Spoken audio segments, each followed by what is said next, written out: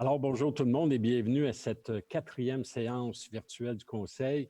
Alors, vous voyez à l'écran, il y a la présence des conseillers et conseillères à la maison, mais également, nous avons la présence du directeur général, M. Saint-Onge, de Michel Poirier, qui est le greffier adjoint de la Ville, et Mme Lapanne, la directrice des finances, qui va prendre la parole un petit peu plus tard dans la soirée.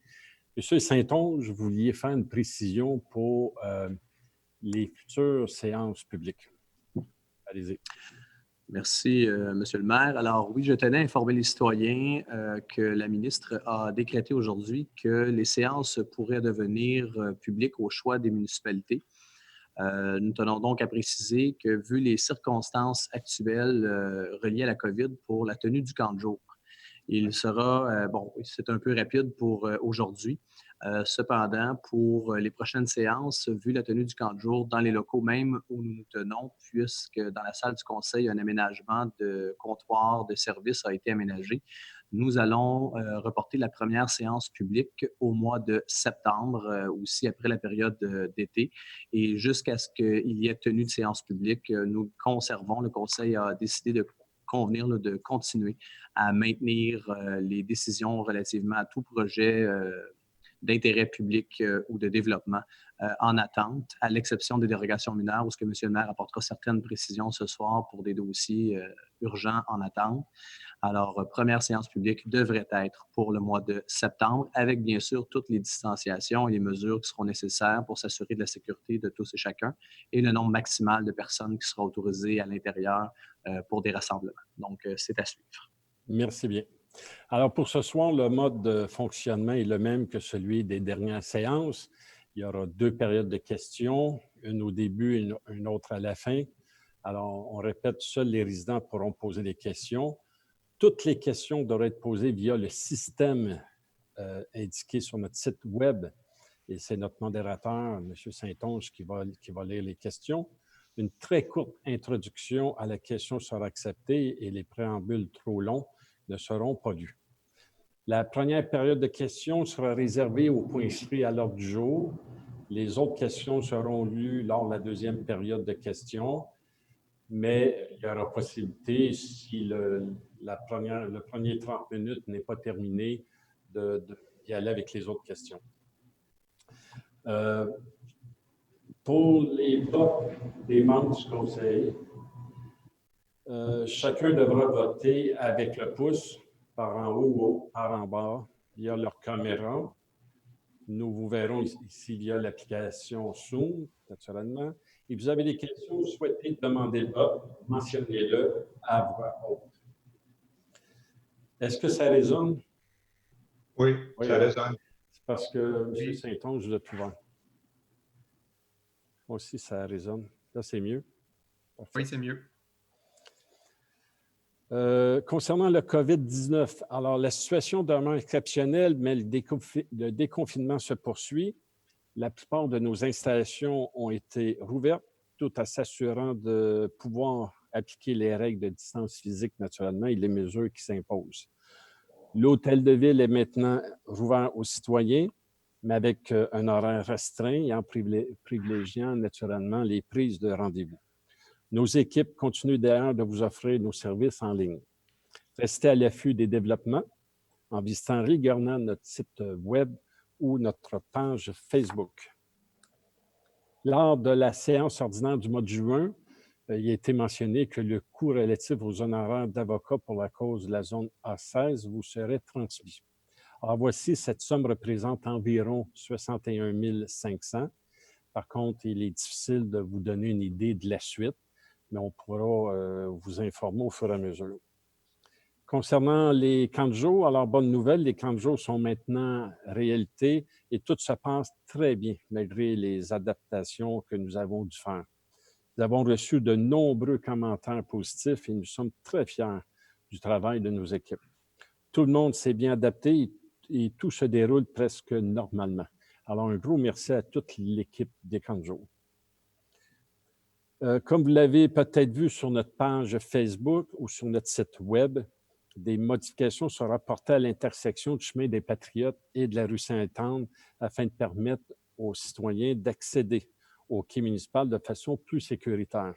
Ces travaux visent à élargir des trottoirs, installer des panneaux, effectuer du marquage au sol et aménager un stationnement en parallèle. Du 7 au 24 juillet, il faudra donc prévoir vos déplacements en fonction d'un possible bouchon dans ce secteur. Pour le plan d'aménagement et tous les détails, visitez villemsh.ca. Il y a également quelques projets d'asphalte à prévoir à travers vos déplacements. En outre, la portion de la route 133, le chemin des Patriotes, entre la 116 et la 20, ça va être fait prochainement. Alors, suivez l'évolution des travaux sur notre site web ou notre page Facebook.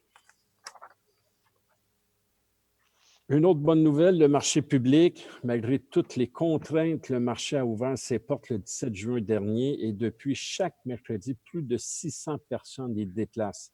Alors, un gros bravo à l'équipe, c'est tout un setup si vous avez eu la chance d'y aller. Alors, félicitations. Monsieur Saint-Onge, j'en ai glissé un mot tantôt concernant les dérogations mineures. Alors, dans une ordre d'idée, étant donné le contexte, il a été statué que certaines demandes de dérogation mineure pourront être traitées lors des séances à huis clos, mais ce, seulement pour les dossiers considérés comme urgents et ayant un impact sur les demandeurs. Les demandes plus sensibles ou non urgentes seront reportées pour être traitées lors des séances ordinaires publiques, possiblement dès le mois de septembre. Interdiction d'arrosage, vous savez qu'avec l'été chaud qui s'annonce, j'aimerais vous sensibiliser de nouveau sur l'importance de préserver l'eau potable. Le mois de juillet est à peine commencé. Nous avons déjà souvent atteint nos limites de consommation. Je vous rappelle de nouveau le règlement d'utilisation de l'eau potable. Alors, s'il s'agit d'un arrosage par système automatique, il est autorisé entre 2 heures et 4 heures du matin. S'il s'agit d'un arrosage par un arrosoir, il est autorisé entre 20 heures et 22 heures, soit les lundis et jeudis pour les adresses civiques paires et les mardis et vendredis pour les adresses civiques impaires. Bref, le mercredi, c'est interdit. Nous avons déjà émis plusieurs contrats d'infraction, soit près de 45, et en ce sens, nous continuerons d'en émettre. Je vous rappelle que le constat est de l'ordre de 100 $ plus 51 $ de frais pour un total de 151 $. Alors, c'est important. D'ailleurs, vous allez voir, on va faire une résolution ce soir pour engager une firme de surveillance qui va se promener sur tout le territoire pour continuer à appliquer les contraventions et surveiller tout ça. Bref, plusieurs constats à prévoir et nous ne faisons pas ça par plaisir, je ne vous le cacherai pas, mais depuis plusieurs années, nous battons les records de consommation d'eau. Et lors de la toute première canicule, nous avons atteint notre débit réservé à 99 %. Et si nous, on dépense ce débit-là, on peut avoir jusqu'à 50 000 $ de pénalité. Alors, c'est important. On vous suggère fortement de vous inscrire à nos alertes, textos et appels pour rester à l'affût des interdictions et urgences parce qu'on peut, vous savez, décréter une urgence pour arrêter la consommation. Alors, vous trouverez toute l'information sur notre site web. Et voilà. Ceci.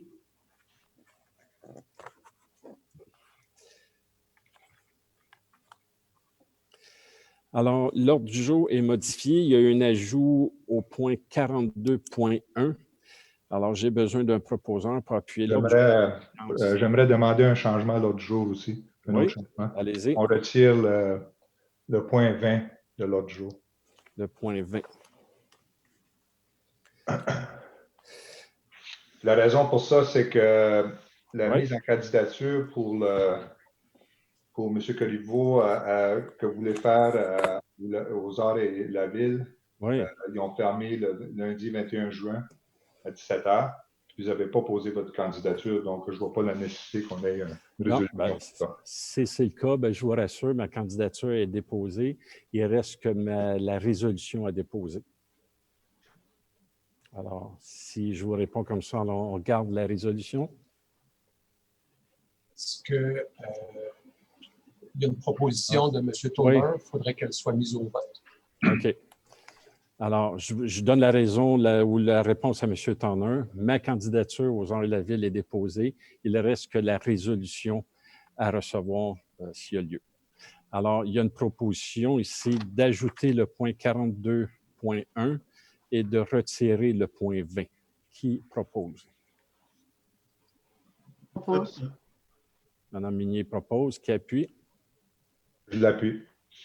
Est-ce que j'ai le droit, M. Poirier, de demander le vote ou de faire un amendement? Ou...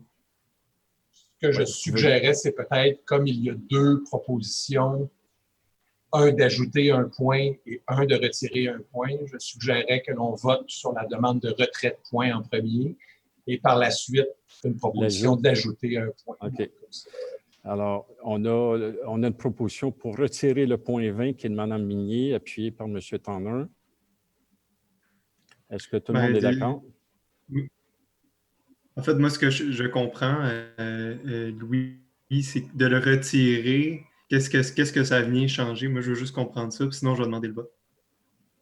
On a deux chances. Là. Le retirer, c'est que moi, l'information que j'ai, c'est qu'il n'a pas fait sa demande à 17 h. Mais s'il a fait sa demande, moi, ça ne me dérange pas d'attendre au point 20 de demander le vote à ce moment-là. Alors, la proposition de M. Tanner est retirée. Alors, on y va pour ajouter le point 42.1. Ça, je vais proposer. Je m'excuse, je vais juste me permettre, M. le maire, pour assister le greffier dans ce qui vient de se passer. J'ai constaté 3 votes majoritaires au retrait parce que M. Hull a levé le pouce. Est-ce que ce serait possible, s'il vous plaît, de procéder à un vote de ne pas retirer, à moins que le proposeur et l'appuyeur retirent leur proposition ou leur appui? Alors, Mme Minier, M. Tanner.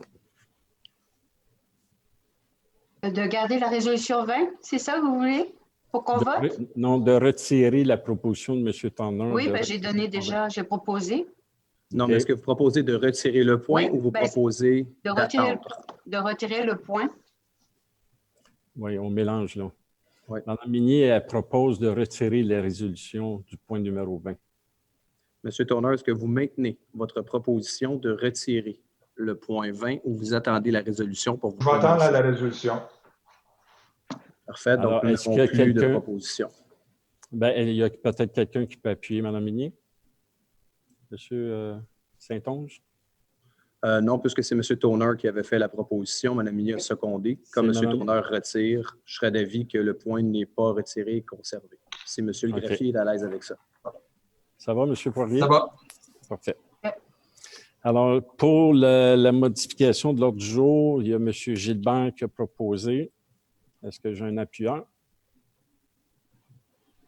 J'appuie. M. Hull appuie. Tout le monde est d'accord?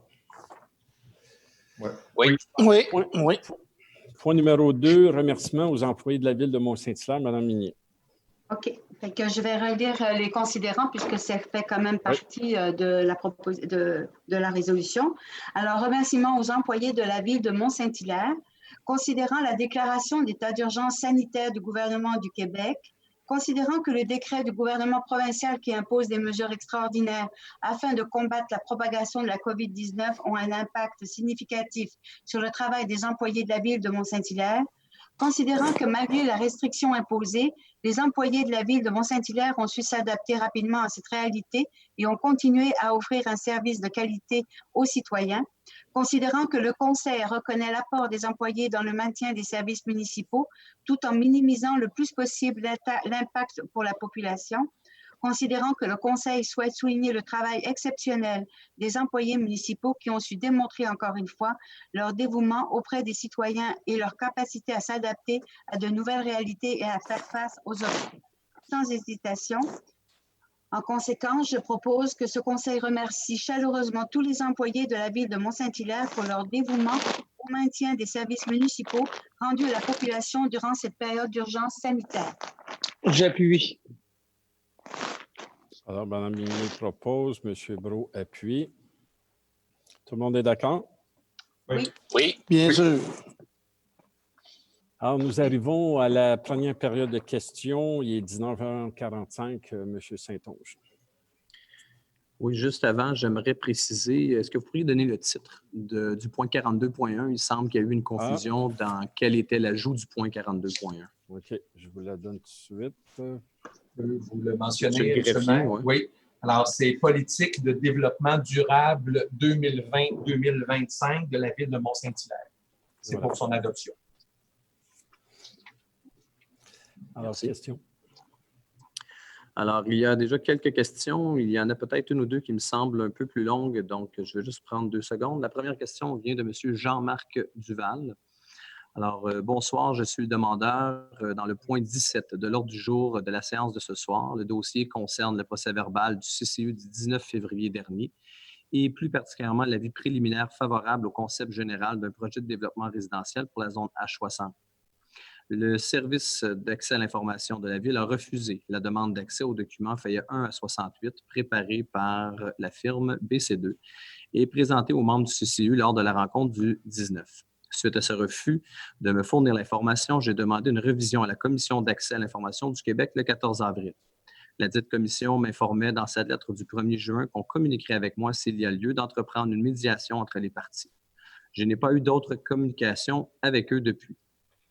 Puisque vous demandez aux membres du Conseil d'approuver un mandat professionnel pour représenter la Ville à la Commission, dois-je comprendre que vous refusez la médiation? Et si oui, pourrais-je savoir pourquoi? Alors, M. Saint-Onge, je pense que vous avez une réponse administrative pour ça. Allez-y.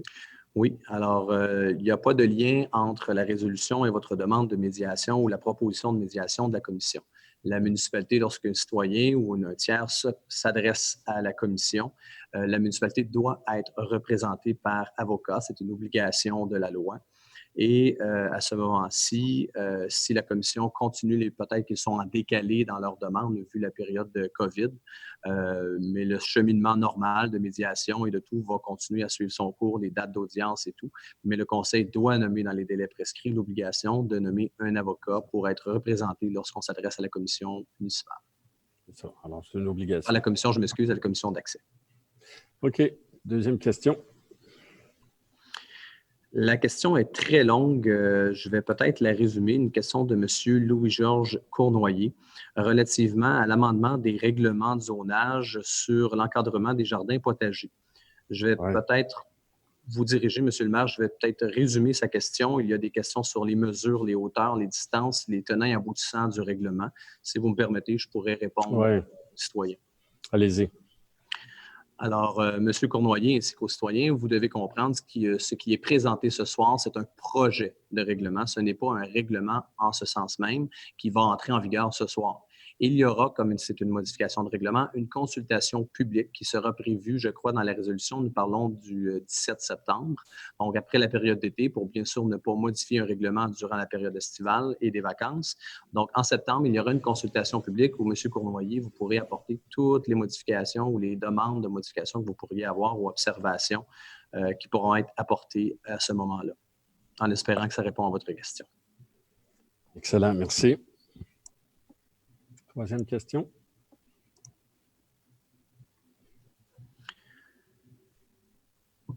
Une question de M. Alain Saint-Pierre. Bonsoir. Dernièrement, j'ai été enchanté de voir des jeunes sauter. Je m'excuse, je ne sais pas si on entend stéréo. Est-ce que vous pourriez juste fermer le micro pendant la présentation? Je m'excuse, M. le maire. Non, c'est correct. Ça va être plus facile. Voilà. Alors, bonsoir. Dernièrement, j'ai été enchanté de voir des jeunes sauter dans le Richelieu pour s'y baigner. Je les envie. Ils comprennent qu'il y a un risque lié à la profondeur de l'eau, tout comme traverser la rue. Donc, pas besoin d'interdire cette amusante activité. Mais au sujet de la qualité de l'eau du Richelieu, pour la pratique d'activités nautiques, à quel endroit peut-on prendre connaissance des résultats des tests? Sont-ils faits régulièrement tout au long de l'année? Est-ce que la MRC ou la Ville ou Covabar ou autres qui s'en occupent? Quel est le plan de notre Ville pour s'assurer d'une amélioration continue de l'eau du Richelieu afin de permettre la baignade encore plus agréable? PS, plus votre réponse sera généreuse, pour moi il s'adresse à M. Renaud-Gilbert, plus vous pourrez m'imaginer satisfait. Merci. M. Gilbert.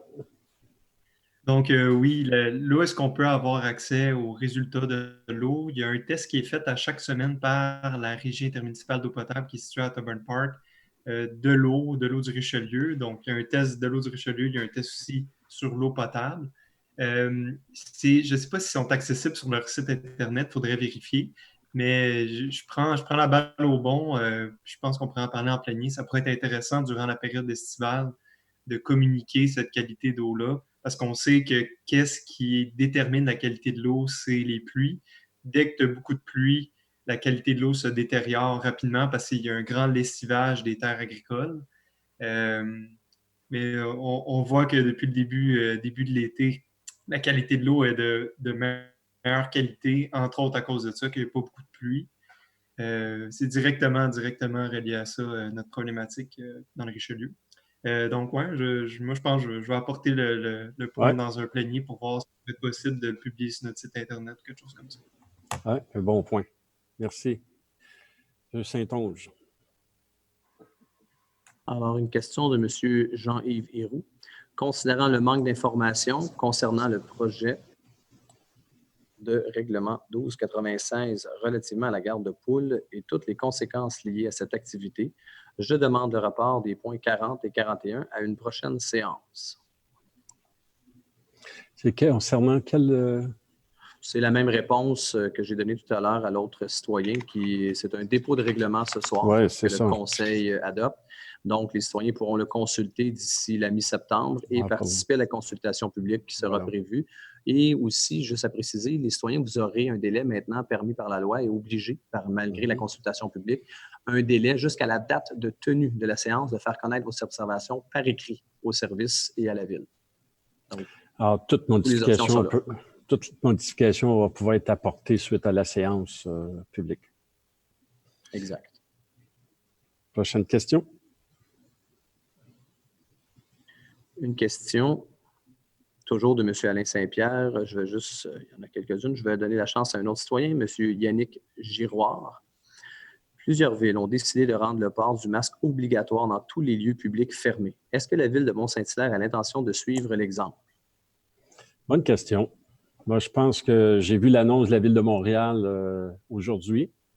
Je ne savais pas que les villes pouvaient prendre cette décision-là. Je pensais que ça venait de santé publique directement.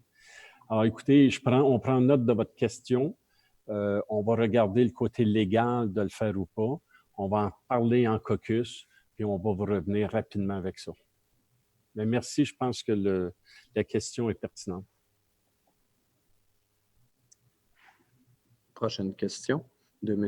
Alain Saint-Pierre. Au sujet de la qualité de l'eau et selon une constatation lors d'une promenade récente, combien y a-t-il d'endroits sur notre territoire municipal où des eaux non traitées souillées sont déversées à la rivière? Y a-t-il une coopération avec les municipalités avoisinantes pour détecter et corriger le rejet problématique? PS, plus votre réponse sera généreuse, plus vous pourrez m'imaginer satisfait. Merci. Je vais laisser M. Gilbert y répondre du fait qu'il siège aux deux régies. Des endroits où est-ce qu'il y a des déversements d'eau, ça ce serait plus la RIEVR, donc ce serait Jean-Pierre ou Sylvain. De ce que je me souviens, quand j'étais à cette régie-là, il y a 3 ans, il y a à peu près 5 endroits où est-ce qu'il y a des déversements fréquents. Si vous me donnez exactement 5 minutes, sachant que vous voulez une réponse généreuse, ben, je vais aller chercher les statistiques et je vais vous les dire. Parfait. Vous pouvez peut-être passer à une autre question. Moi, ce que je peux renchérir là-dessus, c'est des déversements, oui. Lorsqu'il y a des pluies, de grandes pluies, il n'y a pas de déversement là, lors de période sec. C'est sûr que c'est quand on a des endroits où on a des conduites combinées, qui a les égouts ainsi que les eaux pluviaux qui sont dans le même tuyau. C'est à ce moment-là qu'il peut y avoir un déversement lors de fortes pluies. Mais entre ça, il n'y a pas de déversement là, d'eau usée en tant que telle. Puis je suppose, M. Brault, c'est la même chose à Belleuil ou de l'autre côté. Exactement, oui. C'est ça, on a chacune des villes. C'est sûr que c'était des situations qui étaient comme ça antérieurement. On essaie de corriger ça au fur et à mesure des années. On fait des correctifs dans chaque réseau sous terre, dans chacune des villes. Merci. Puis M. Gilbert reviendra s'il y a des des choses à ajouter. Autre question, M. Saint-Onge? Oui, c'est une autre. Ah, j'ai un autre citoyen qui pose une question. Je vais en profiter pour sauter par-dessus la question de M. Saint-Pierre. J'y reviens. M. David Morin. Bonjour. Les récentes canicules m'ont amené à me questionner par rapport à la consommation d'eau de la ville de Mont-Saint-Hilaire. Premièrement, les taxes municipales ne permettent pas de financer suffisamment les infrastructures d'eau potable. Deuxièmement, il y a une injustice fiscale parce que tous les citoyens paient le même montant pour leur utilisation de l'eau. Or, certains citoyens tentent de limiter leur consommation d'eau alors que d'autres ne font pas attention du tout. Est-ce que le Conseil serait en faveur de mettre en place des compteurs d'eau tout en s'inspirant des mesures existantes ailleurs pour assurer que cela ne défavorise pas les citoyens les plus démunis? Bien, je pense que vous avez eu une réponse en début en vous disant qu'on va engager une firme qui va faire de la surveillance sur tout le territoire pour la consommation d'eau. Il y a effectivement beaucoup d'exagérations. Je reçois, puis je suis sûr que les conseillers, conseillères, c'est la même chose. On reçoit des courriels de citoyens dans des quartiers où les voisins arrosent. Alors, on va axer là-dessus. Je sais qu'il y a eu une discussion dans le passé sur les compteurs d'eau. Ça risque de revenir, mais pour l'instant, il n'y a pas de décision dans ce sens-là.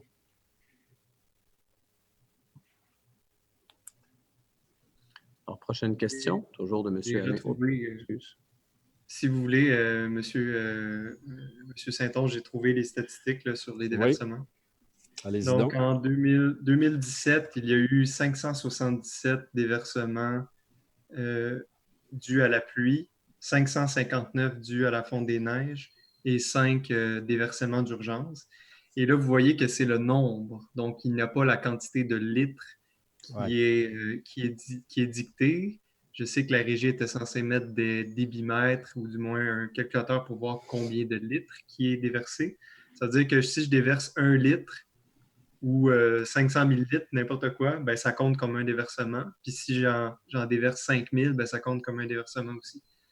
Fait que ça, il y a une petite lacune, puis je sais que la régie est en train de trouver un moyen de savoir précisément la quantité de litres qui est déversée annuellement. Merci. M. Saint-Onge.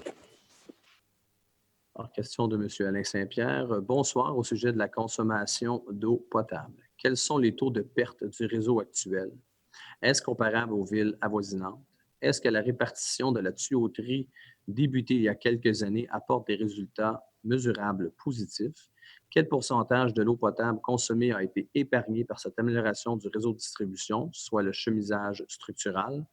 Et bien sûr, plus votre réponse sera généreuse, plus monsieur, vous imaginerez satisfait. Alors, écoutez, c'est beaucoup de questionnements avec des données. Alors, M. Saint-Onge, je propose de prendre note de la question, qu'on s'informe puis qu'on puisse y répondre le mois prochain. Si M. Saint-Pierre peut m'envoyer ses coordonnées courriel par le système de questions, j'apprécierais, s'il vous plaît. Bonne idée. Autre question? C'est tout. Vous pouvez procéder. Parfait. Bon, alors on arrive au point numéro 4. J'ai besoin d'un proposeur pour approuver le procès-verbal de la séance ordinaire du 1er juin 2020. Je propose. M. Hull. J'appuie. M. Tanner appuie. Tout le monde est d'accord? Oui. Oui. Point numéro 5. J'ai besoin d'un proposeur pour approuver les bordereaux de compte à payer numéro 2020-07A au montant de 3 174 258,85 sous, numéro 2020-07B au montant de 1 256,98 sous, numéro 2020-07C au montant de 366 857,33 sous, numéro 2020-07D au montant de 91 095,25 sous, ainsi que le rapport concernant les dépenses autorisées au cours de la période du 28 mai 2020 au 1er juillet 2020. Alors, proposant. Propose. Madame Minier propose. J'appuie. J'ai entendu tout le monde en même temps. Monsieur Gilbert appuie. Est-ce que tout le monde est d'accord? Oui. Oui. Oui. Nous arrivons au point numéro 6. Avant de passer la résolution, et comme à chaque année, à peu près toujours à la même période, je vous présente le rapport de la situation financière de l'année précédente. Voici donc le rapport sur la situation financière 2019. Alors, conformément à la loi sur les cités et villes, nous déposons aujourd'hui le rapport sur la situation financière 2019 de la ville de Mont-Saint-Hilaire. Au 31 décembre 2019, les activités financières se sont soldées avec un excédent de fonctionnement consolidé de 4 115 365. Ce surplus s'explique principalement par des revenus supplémentaires qu'on n'avait pas prévus, dont 683 600 pour la vente de terrain, 579 400 pour la vente de notre camion d'incendie, mais nous allons voir plus loin que nous allons payer la dette, 86 600 de redistribution de surplus de l'Autorité régionale de transport métropolitain et de la Régie intermunicipale de l'eau de la vallée du Richelieu, 2 321 600 de droits de mutation reliés principalement à des transactions dans le parc immobilier au niveau du commercial. On a juste à se souvenir de la vente de Communard qui avait rapporté tout près d'1 million. 269 500 de revenus d'intérêt plus élevés et 258 741 d'excédents des organismes contrôlés. Tout au long de l'année, le conseil municipal a exercé un contrôle des dépenses organisationnelles, notamment au niveau de la masse salariale. Cette gestion financière encadrée a permis une subvention supplémentaire de 197 700 pour le Musée des Beaux-Arts de Mont-Saint-Hilaire. Aussi, le financement de certaines acquisitions d'immobilisation a pu être payé comptant. Tel que prévu par la politique de la gestion des réserves financières et des surplus affectés, le conseil municipal a consacré le surplus annuel pour payer et affecter 3 695 685 à des fins spécifiques. À titre d'exemple, 1 160 650 à des fins de projets d'investissement structurants tels que la réfection du centre aquatique, 1 160 650 au remboursement anticipé sur la dette à l'ensemble, 579 420 pour rembourser le prêt du camion incendie qu'on a vendu à la régie et 683 615 attribuables à la vente de terrain pour différents projets spécifiques. Ayant terminé tous les projets planifiés en fonction de la subvention du programme de la taxe sur l'essence et de la contribution du Québec, qu'on appelle la TEC, pour l'année 2014-2018, la Ville a profité de l'année 2019 pour ralentir les projets d'infrastructure et miser davantage sur la planification de projets subventionnés. Comme le Conseil souhaite maximiser l'apport des subventions dans les projets municipaux, il est préférable d'attendre, lorsque possible, les confirmations des différents programmes de subvention. Cette façon de procéder permet un investissement financier plus judicieux. Au cours de l'année 2019, la Ville a tout de même investi dans plusieurs projets. Par exemple, l'acquisition de plusieurs lots au piémont de la montagne à des fins de conservation, le début des investissements dans l'aménagement du parc de la nouvelle école Paul-Émile Bordua, et 2 169 800 en investissement de projets infrastructures comme les travaux sur la rue Campbell, autour de l'école Paul-Émile Bordua et les travaux d'asphaltage. Pour l'année 2020, plusieurs projets subventionnés débuteront et qui ont déjà débuté. Les stratégies financières implantées par le conseil municipal dans les dernières années, comme la taxe spéciale sur le pavage, par exemple, ont contribué à alléger la dette à l'ensemble des contribuables. Celle-ci est passée de 42 400 000 en 2018 à 39 400 000 en 2019, ce qui représente une diminution de près de 3 millions. Dans les 2 dernières années, la Ville a réduit l'emprunt à l'ensemble de plus de 6,6 millions. Cette réduction importante de la dette permettra à la Ville de dégager une marge pour financer des projets d'investissement structurants comme la rénovation du centre aquatique et de l'hôtel de ville. La firme Raymond Chabot Grant Thornton a procédé à l'audit des états financiers consolidés comprenant l'état de la situation financière, l'état des résultats, l'état de la variation des actifs financiers nets, de la dette nette, et l'état des flux de trésorerie au 31 décembre 2019. Elle confirme que les états financiers donnent une image fidèle de la situation financière de la Ville au 31 décembre 2019, et ce, conformément aux normes comptables canadiennes pour le secteur public. Voilà. Alors, j'ai besoin d'un proposeur. J'ai besoin de proposeurs pour que le texte du rapport du maire que je viens de lire sur les faits saillants du rapport financier 2019 soit publié dans le journal L'Œil régional. Je propose. M. Gilbert, un appuyant. J'appuie. M. Brault, tout le monde est d'accord? Oui. Oui. Point numéro 7. Alors, c'est la présentation du rapport financier 2019, incluant la portion locale et la portion consolidée. Alors, Mme Sylvie Lapente, directrice des finances chez nous, qui est présente, va vous faire une présentation. Mme Lapente. Alors, bonsoir à tous. Je suis contente d'être avec vous ce soir, un petit peu particulier à distance. Ce soir, je vais vous présenter les résultats locaux par une présentation PowerPoint et ensuite la portion consolidée. Mais avant de débuter, je veux faire des remerciements auprès de Mme Suzanne Bousquet qui a travaillé très fort pour les états financiers. L'audit s'est fait à distance pendant la période de COVID, donc a nécessité vraiment beaucoup de travail. Cette année, il y a l'intégration également de 2 nouvelles régies, la régie incendie et la régie animalière, qui a nécessité également beaucoup d'efforts et tout ce mérite revient à Mme Bousquet, donc je tenais à la remercier devant toute la population.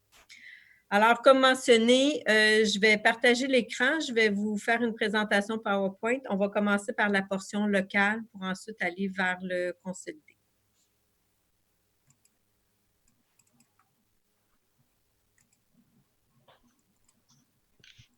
Est-ce qu'on voit la présentation à l'écran? Oui. Oui, Sylvie. D'accord. Donc, au niveau de la portion locale, on a un excédent de fonctionnement de 3 856 624.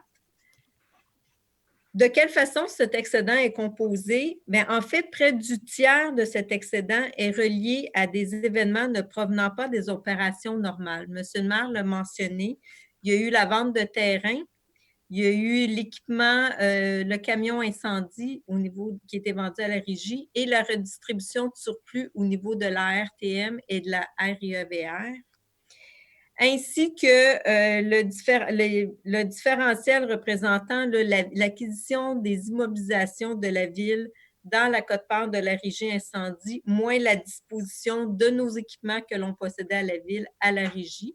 Donc, ces éléments-là représentent 1,1 million sur le surplus total de l'année de 3,8 qui représente, comme mentionné, près du tiers. Ensuite, au niveau des droits de mutation, M. le maire l'a mentionné, un excédent de 2,3. Puis on se rappelle Cominor qui a eu vendu l'ensemble de son parc immobilier à la Ville de Mont-Saint-Hilaire. Des revenus d'intérêt supplémentaires pour 269 000. Ensuite, différentes subventions que la Ville a eu droit concernant soit l'acquisition de terrain, en sécurité civile ou encore au niveau des redevances des matières recyclables. Au niveau du chapitre des dépenses, la masse salariale a dégagé un écart favorable de 1 million. Si on se ramène en 2019, il y avait plusieurs postes vacants. On peut penser au poste de la direction générale qui était vacant en début d'année. Ensuite, le poste au niveau de directeur de l'aménagement du territoire, le poste de directrice des communications, le poste de chargé de projet à l'ingénierie et également le conseiller en ressources humaines. Donc, c'est ce qui a amené majoritairement l'écart favorable au niveau de la masse salariale. Ensuite, au cours de l'année 2019, plusieurs consultations publiques et études ont été reportés pour un montant de 219 000. Notre flotte de véhicules s'égère un écart favorable là, de 45 000. Ensuite, au niveau de la location des locaux durant les camps de jour, un écart favorable également de 55 000. Toutefois, il y a eu des dépenses supplémentaires à ceux qu'on avait budgétisés, 194 000 au niveau du service de dette. On se rappellera que notre politique sur la gestion du surplus nous dit de rembourser le dernier terme de 5 ans lorsque c'est un prêt à l'ensemble. Donc, c'est ce qu'on a effectué. La subvention au Musée de Beaux-Arts pour effectuer différents travaux qui étaient faits l'année dernière. Ensuite, l'acquisition d'immobilisation, comme M. le maire l'a mentionné précédemment, et une quote-part à la MRC excédentaire au budget, représentant la matière résiduelle pour 2018-2019 qui était un petit peu en excédent de nos budgets.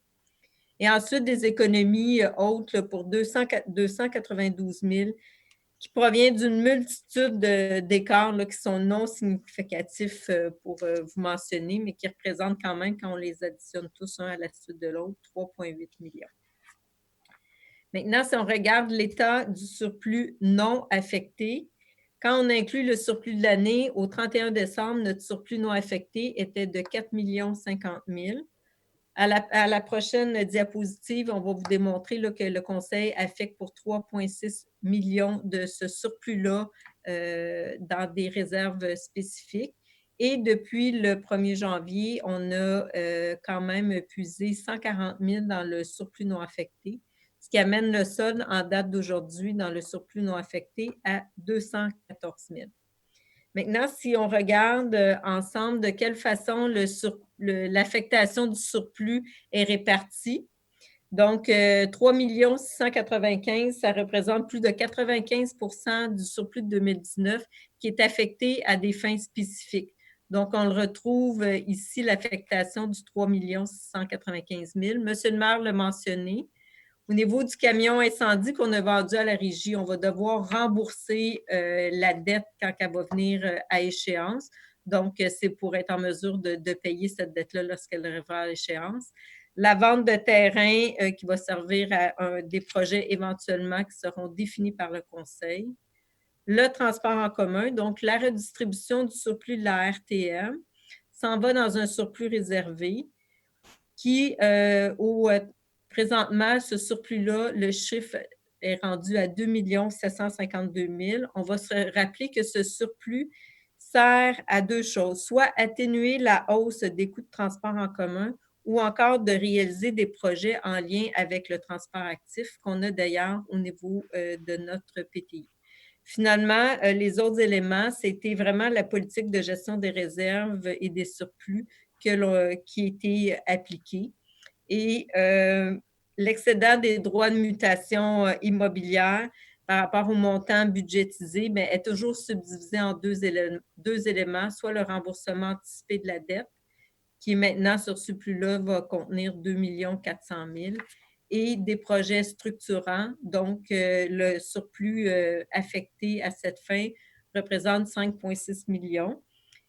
Donc, M. le maire le mentionnait, qui sert à des projets qui pourraient être le centre aquatique, l'hôtel de ville. Donc, on vient se bâtir quand même une belle réserve. Donc, présentement, au 6 juillet, les surplus qui sont affectés à des fins spécifiques représentent 13,8 millions.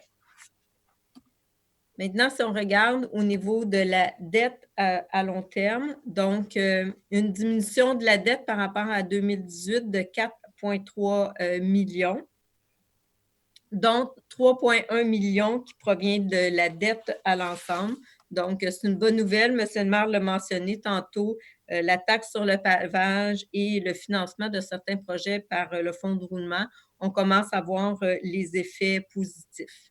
En 2019, on est allé en emprunt uniquement pour la rue Campbell et la réfection autour de l'école Paul-Émile Bordua. Vous allez voir à la prochaine diapositive, on va regarder ensemble l'évolution sur une période de 5 ans sur la dette à l'ensemble. Donc, on voit qu'en 2019, on est à notre plus bas niveau depuis les 5 dernières années, à 39,6 millions. comparativement à 2017, là, au moment où on a emprunté pour la régie, pour la caserne incendie, pardon, à 46 millions. Donc, au niveau du pourcentage, finalement, le poids de la dette sur nos dépenses d'opération, le poids de la dette, du service de dette, excusez, c'est vraiment du service de dette, il diminue pour se situer à 14,29 % en 2019. Même chose pour l'endettement total net à long terme. On connaît quand même une diminution là, au cours des 5 dernières années qui se situe maintenant à 1,45 versus en 2015, 1,74. Maintenant, de quelle façon le rôle il s'est accru au cours de l'année 2019? Donc, un accroissement du rôle de 31 millions. C'est un petit peu plus une légère augmentation par rapport à 2018. Cette augmentation provient principalement du secteur résidentiel et un petit peu au niveau du commercial. Concernant les investissements en immobilisation au cours de l'année 2019, M. le maire l'a mentionné, là, donc je ne repasserai pas à travers chacun des éléments, là, mais principalement, c'était au niveau des infrastructures, c'était des travaux au niveau des resurfaçages et différents paiements d'études. Si on regarde nos investissements par grande catégorie depuis les 5 dernières années, on va voir la ligne bleue, c'est nos investissements en infrastructure. Monsieur le maire l'a mentionné, l'année 2019, il y a une baisse prononcée parce que nos projets qui étaient financés avec, qui étaient possible d'avoir une subvention au niveau du programme de la TEC étaient à sa fin. Donc, on a bien planifié l'année 2019, en 2019 pour se préparer à l'année 2020. Au niveau des bâtiments municipaux, on voit ici la croissance en 2016-2017, c'était la construction de la caserne incendie. Et maintenant, à partir de 2018, pas eu vraiment d'investissement important au niveau des bâtiments municipaux. Et on peut remarquer la ligne rouge au niveau des parcs. Plusieurs projets ont été repoussés là, dû à des postes vacants là, au sein de l'administration, entre autres à l'aménagement du territoire là, qui ont fait que les projets ont été repoussés. Maintenant, si on regarde au niveau du consolidé, donc au niveau du consolidé, on a le surplus de la ville locale, le 3 856 000. Les organismes contrôlés ont également des surplus pour 258 741, ce qui amène, comme M. le maire l'a mentionné, un surplus consolidé pour la ville de Mont-Saint-Hilaire de 4 115 365. De quelle façon le surplus des organismes consolidés est réparti au montant de 258 000? On a la régie de l'assainissement pour 36 000, la régie de l'eau pour 45 900, la régie de la police pour 158 000, la régie incendie, qui est une nouvelle régie. En fait, les 2 dernières, ce sont des nouvelles régies. La régie incendie pour 3 600, la régie du service animalier pour 13 448, ce qui amène à 258 741. Maintenant, si on regarde la dette à long terme consolidée, la première portion que l'on voit ici à 53 millions, on l'a vu juste un petit peu plus tôt. Donc, quand on regarde au niveau des organismes municipaux, on vient ajouter la quote-part de la ville de Mont-Saint-Hilaire de 8 millions, ce qui amène notre dette à 61 millions versus l'an passé, 64 millions. La principale augmentation au niveau des organismes municipaux se situe là, au niveau de la régie incendie. Donc, l'administration municipale, on avait une diminution de 4,3 versus la hausse au niveau du consolidé, ce qui amène une réduction quand même de la dette consolidée de 3 188 000 $. Alors, voilà. Alors, j'invite les gens à poser des questions. On va garder Mme Lapanne quelques minutes avec nous. M. Saint-Onge, avez-vous reçu une question? Non, ce n'est pas une question, mais si vous permetteriez, pendant qu'il y a des gens qui envoient des questions, si Mme Lapalme pourrait faire un survol actuel de la situation COVID et de nos états financiers, ça donnerait peut-être quelques instants aux citoyens de pouvoir poser leurs questions. Très bonne idée. Mme Lapalme. Alors, avec l'administration municipale, l'ensemble des fonctionnaires, on a passé à travers là, les projections, les effets de la COVID. Et à ce moment-ci, on est capable de presque d'affirmer qu'on ne sera pas en déficit budgétaire au 31 décembre 2020. Donc, tous suit son cours correctement. S'il y a une deuxième vague, on évaluera les impacts, mais encore là, s'il y a des impacts, on a quand même dans le surplus réservé, on a des sommes qui sont prévues pour ce genre de scénario-là. Donc, à ce moment-ci, il n'y a pas lieu de penser qu'on va avoir un déficit au 31 décembre 2020. Tout s'annonce positif pour le moment. Oui, parce que lorsque vous dites qu'on a un surplus, il est de 500 quelques mille de mémoire. Pardon? Dans le surplus. Oui, le surplus, si je retourne dans le PowerPoint, je vais vous le montrer. Est-ce que je peux en partage d'écran? Attendez, je vais partager l'écran.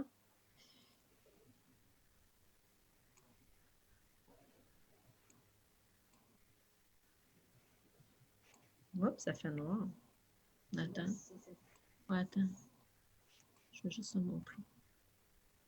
Alors, voilà, ici, on voit le surplus s'appelle prévoyance et on voit le 514 726. Donc, c'est ce que le Conseil, au fil du temps, ont mis en réserve, là, qui représente à peu près 2 du budget que l'on s'assure d'avoir de côté pour vivre des situations qui sont de l'ordre exceptionnel.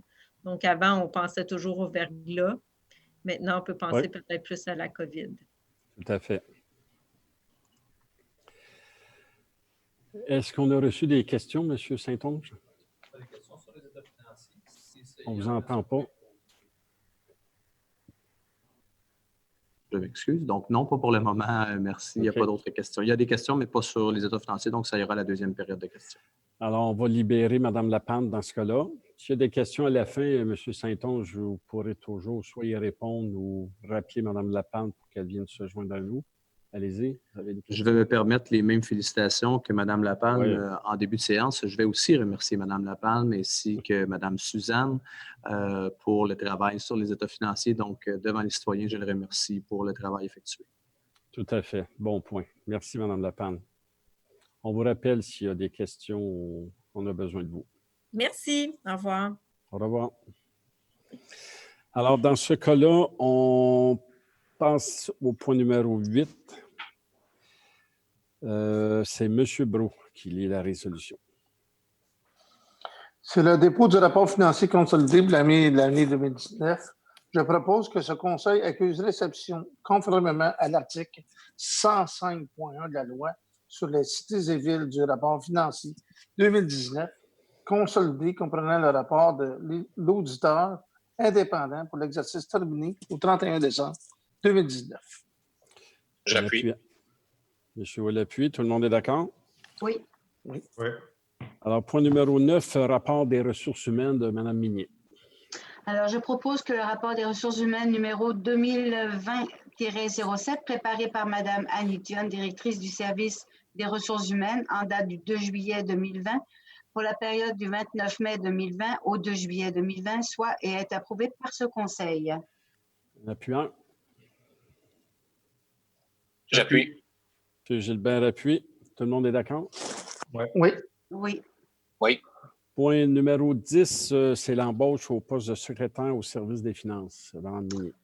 Alors, je propose que ce Conseil embauche Mme Mylène Doyon au poste régulier à semaine réduite de secrétaire au service des finances classe 9, suivant la convention collective de travail col blanc de la ville de Mont-Saint-Hilaire, et ce, à compter de ou vers le 13 juillet 2020, que cette embauche soit faite selon les conditions indiquées au rapport de Mme Annie Dionne, directrice des services des ressources humaines, en date du 17 juin 2020, qu'il y a des crédits disponibles tels qu'en fait foi le certificat de la trésorière en date du 23 juin 2020.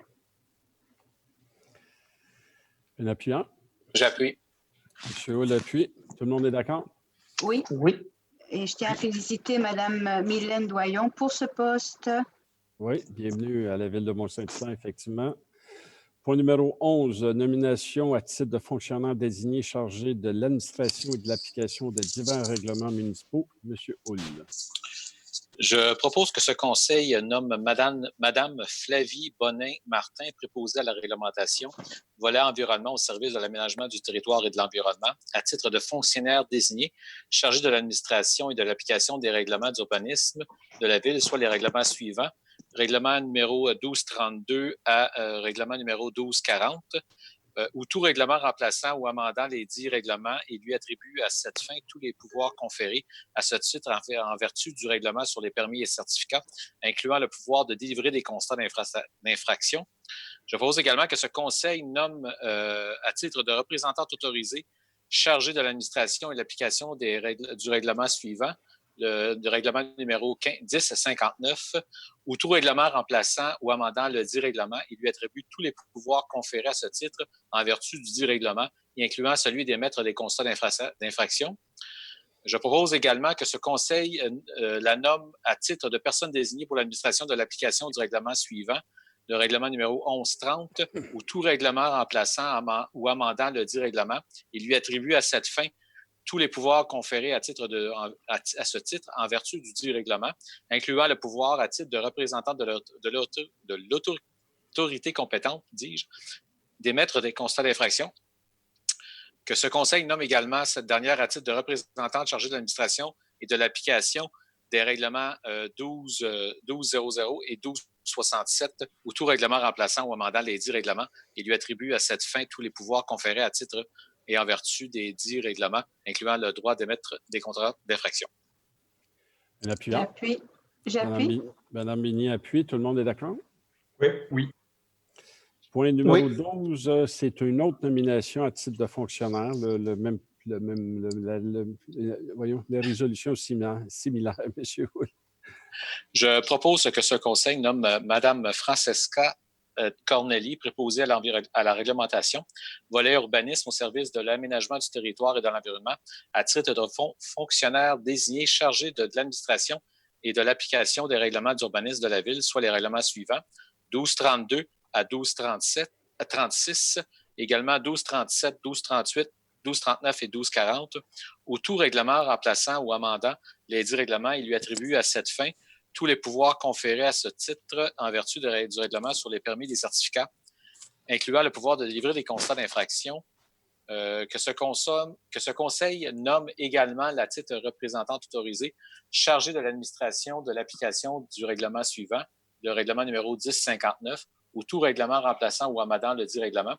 Il lui attribue tous les pouvoirs conférés à ce titre en vertu du dit règlement, incluant celui d'émettre des constats d'infraction.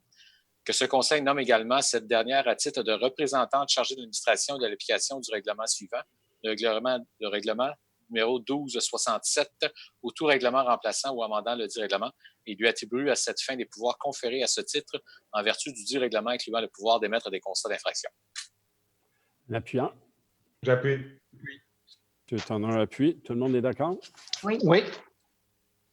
Numéro 13, concernant la création des surplus réservés. M. Tanner. Je propose que ce conseil approprie à même le surplus non affecté, poste budgétaire 55 991 00001, les sommes mentionnées ci-dessous afin de créer les surplus réservés suivants. Surplus affecté pour le camion incendie, 579 420 $. Surplus affecté pour la vente de terrain, 683 615 $. Que ces surplus sont créés conformément et selon les termes de la politique de gestion des réserves financières et des surplus affectés excédents accumulés, daté du 30 septembre 2016. J'appuie. M. Brault appuie. Tout le monde est d'accord? Oui. Oui. Point numéro 14, affectation de sommes du surplus non affecté à des surplus affectés déjà créés. M. Gilbert. Donc, je propose que ce conseil affecte du surplus non affecté les sommes mentionnées ci-dessous au surplus affecté suivant. Surplus affecté pour le transport en commun, 63 350. Surplus affecté pour les opérations d'éneigement, 2 400. Surplus affecté de prévoyance, 10 000. Surplus affecté de remboursement anticipé de la dette, 1 160 650. Surplus affecté au projet d'investissement 1 160 650. Surplus affecté aux élections 65 600. Ça, c'est récurrent. Chaque année, on met de l'argent là-dedans pour pouvoir se payer nos élections aux 4 ans. Surplus affecté à l'équipement de la mobilité réduite 10 000 Alors, un appuyant. J'appuie. Ah oui, mais j'aimerais apporter une correction. Ce n'est pas 65 000, mais c'est 25 000. Ah bon? 25 600 pour les élections, Émile. Pas 65 000. Alors, monsieur Hull a appuyé. Tout le monde est d'accord? Oui. Oui. Oh, l'ordre, c'est M. Brault. Point numéro 15, renouvellement d'une adhésion, M. Gilbert. Je propose que ce conseil autorise le renouvellement de l'adhésion de la Ville pour l'année 2020-2021 au Covabar au montant de 150 $. Un appuyant. J'appuie. Madame Minier appuie. Tout le monde est d'accord? Oui. Petite parenthèse, on en a parlé beaucoup dans les questions au début de la séance. Le Covabar, c'est un organisme qui chapeaute toutes les villes, les organismes, les citoyens dans tout le bassin versant de la vallée du Richelieu. Ils font beaucoup d'activités de stabilisation des berges. D'ailleurs, on a un contrat avec eux, avec la Régie intermunicipale d'eau potable pour la caractérisation des eaux à certains embranchements. Bref, ils font pour 150 $ de travail qu'ils font pour essayer de joindre et coaliser toutes les différentes positions, disons, agriculteurs, industriels, commerciales, villes, etc. C'est pas évident comme travail. Donc, 150 $, ça le vaut pleinement. Tout à fait. Alors, point numéro 16, c'est le renouvellement d'une entente remplaçant l'entente relative à la création de la Régie intermunicipale de police de la vallée du Richelieu et maintien de la Régie intermunicipale de la police Richelieu-Saint-Laurent. M. Brault. Considérant que le 21 octobre 2015, par décret, le ministre des Affaires municipales et de l'occupation du territoire a reconduit jusqu'au 31 décembre 2020 l'entente remplaçant l'entente relative à la création de la Régie intermunicipale de la police vallée du Richelieu.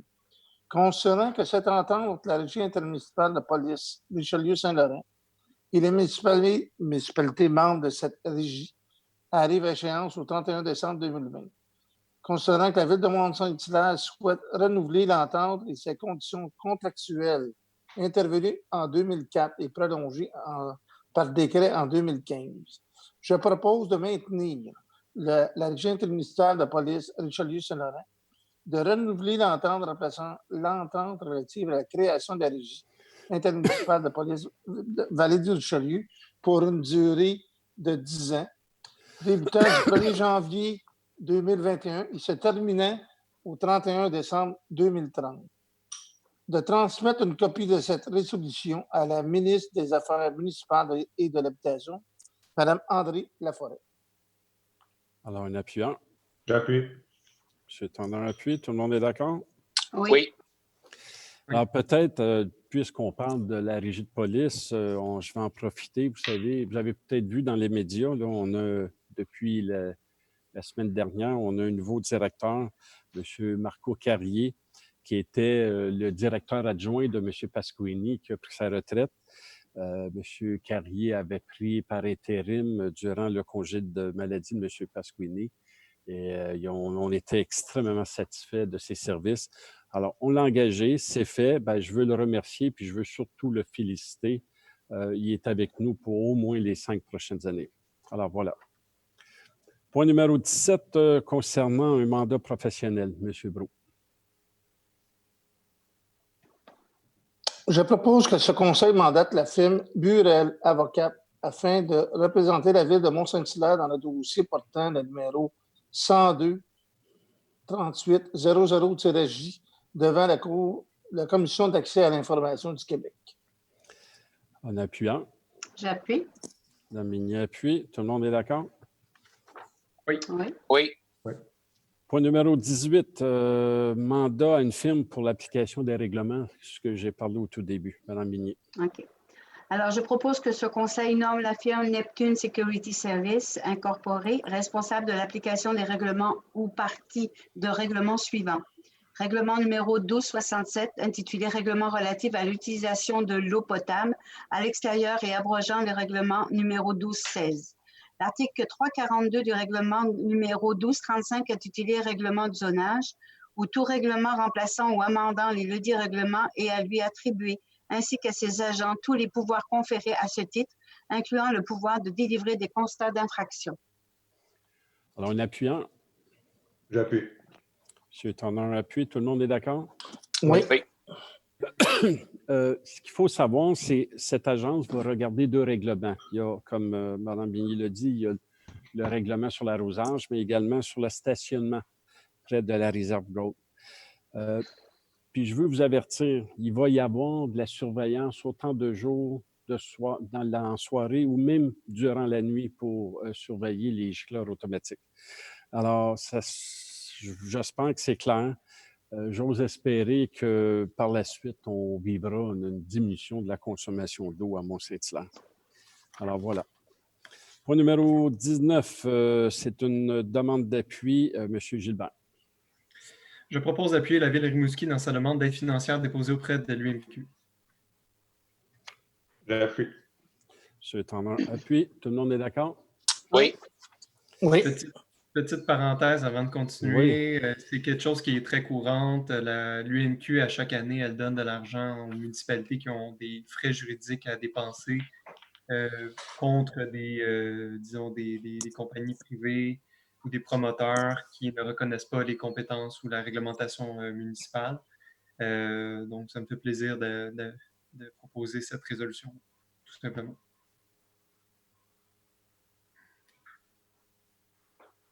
Puis c'est arrivé, tant qu'à y être, on me fait signe, tant qu'à être, c'est arrivé à plusieurs reprises. L'année passée, c'était la ville de Mont-Tremblant, il y avait la ville de Mascouche, la MRC de Maître-Magog, puis c'est à coût de 10 000 que l'UMQ a dépensé ces frais-là. Puis c'était tout le temps en relation avec un combat entre la reconnaissance des compétences municipales.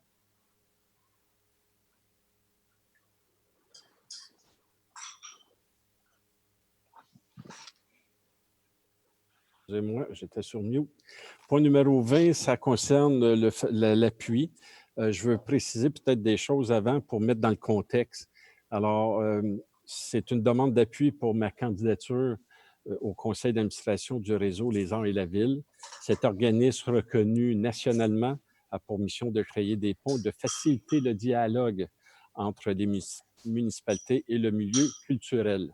Les Arts et la Ville est une référence en accompagnement et de soutien pour les villes qui souhaitent intégrer la culture au développement durable de leur communauté. En tant que coprésident de cet organisme depuis près de 2 ans, je sollicite naturellement un nouveau mandat.